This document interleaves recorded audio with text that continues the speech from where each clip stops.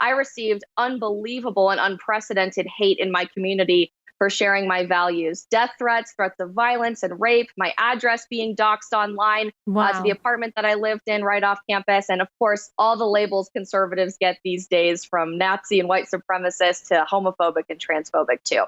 And tell us about some of the pushback that you were giving. How did you go about that? What were you saying? How did you get the courage to speak up? All of it.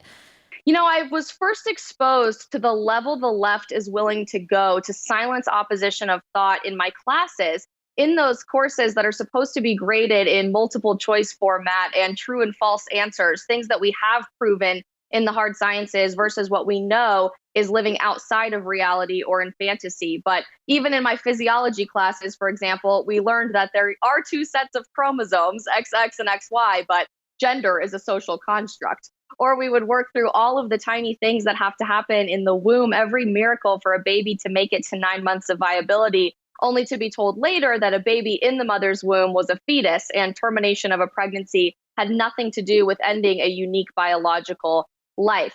I realized that even my grades and my GPA were going to be penalized if I started speaking out against what my professors were saying and advocating for truth.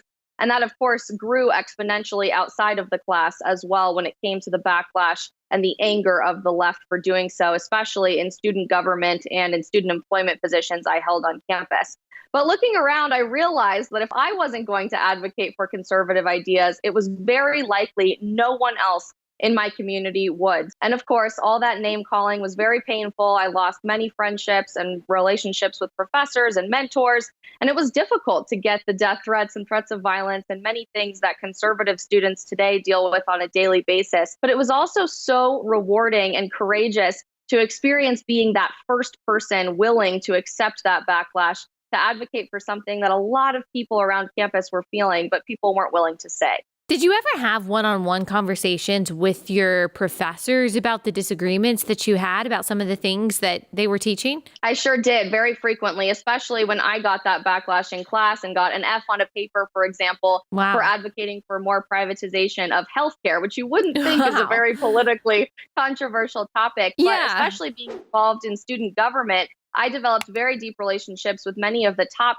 people in my school's administration, from the university president and chancellor to all of the vice presidents. And it was incredibly disappointing for me having meetings with these people once or twice a week and hearing that the goal of our university wasn't education or opening people's minds to new perspectives, but rather it was to ensure that we would be a social justice institution. They wanted Right. my school, CSU, to be the next Mizzou, and they were much more focused on diversity and leftism and the indoctrination side of things than they were education, which was very frustrating.